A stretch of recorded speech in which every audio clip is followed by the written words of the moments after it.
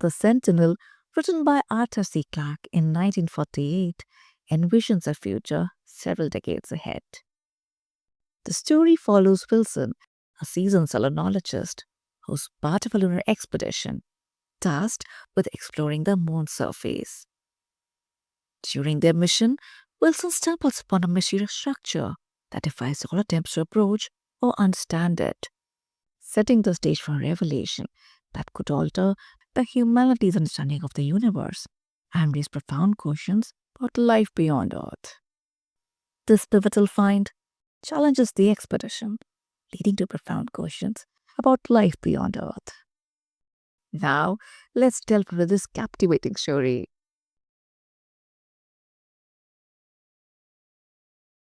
Hi, my name is Wilson, and I'm a veteran selenologist. Back in 1996, a large expedition was sent to explore the lunar surface. Our mission was to uncover the secrets of the moon, but none of us could have imagined the discovery of a lifetime that awaited us on the desolate Mare Crisium. The Mare Crisium is a vast walled plain, almost perfectly circular, surrounded by a ring of magnificent mountains. This 300-mile expanse, with its smooth surface and surrounding cliffs, had never been explored until we arrived in the late summer of 1996. Our expedition was well equipped, with 2 heavy freighters carrying supplies from the main lunar base, and 3 small rockets for short-range transport over regions which surface vehicles couldn't cross. Each day, we ventured out of our pressurized trackers in spacesuits, collected samples of rocks and minerals, and marked sites for future travelers. It was a routine job, uneventful, almost monotonous. The reduced gravity, the Earth's slowness of falling objects were the only reminders that we were far from home. Then, one day, as I gazed across the plain, something unusual caught my eye. It was a metallic glint on the ridge of a great promontory. It looked like a tiny point of light, like a star had fallen from the sky. It was not uncommon to see smooth rocks catching the sunlight, but this was different. Something compelled me to investigate.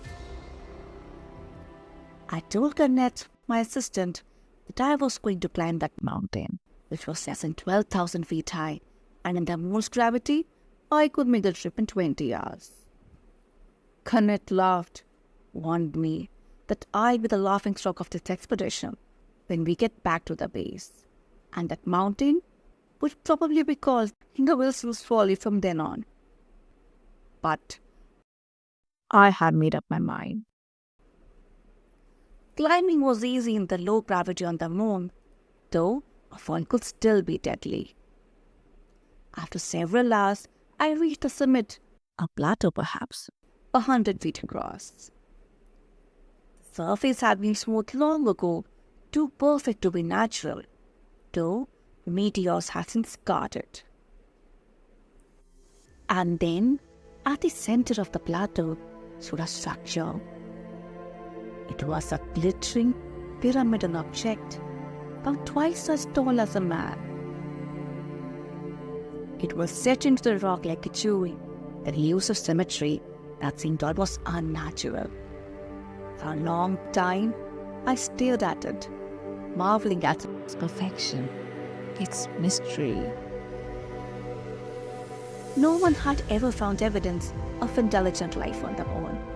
The only living things that had ever existed had been a few primitive plants. Yet, here was proof that something far beyond our understanding had been here long before us. The pyramid was protected by an invisible barrier. Dust and meteoric impacts ended abruptly in a wide circle around the structure, as though something shielded it from time and space.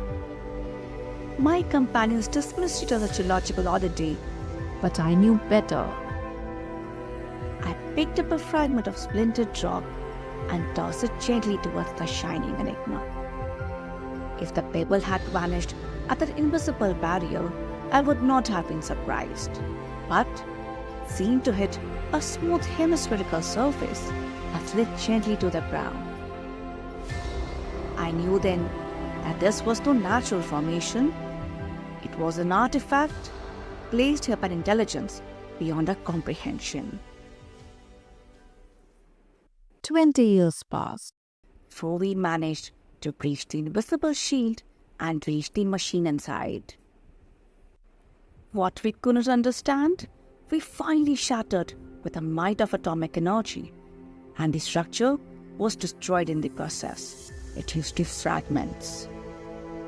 The mechanisms inside were incomprehensible, Belonging to a technology far beyond our own.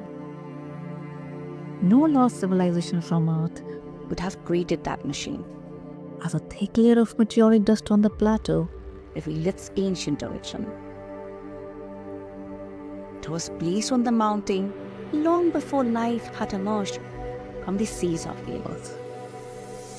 And when our planet reached half of its current age, something from the stars passed through the solar system, leaving this artifact behind as a sign of his journey before continuing on its way. We could only guess at its purpose. In the end, I came to believe that the pyramid was a sentinel, a beacon transmitting signals into space for billions of years, alerting its creators to the fact that no one had discovered it.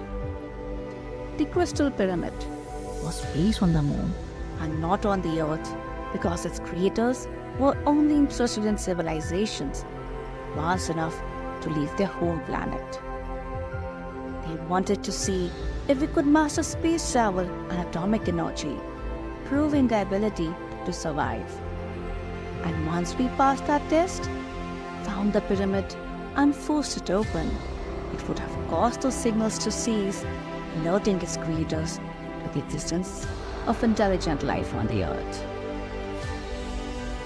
And now, somewhere in the vastness of space, they would be turning their gaze upon us.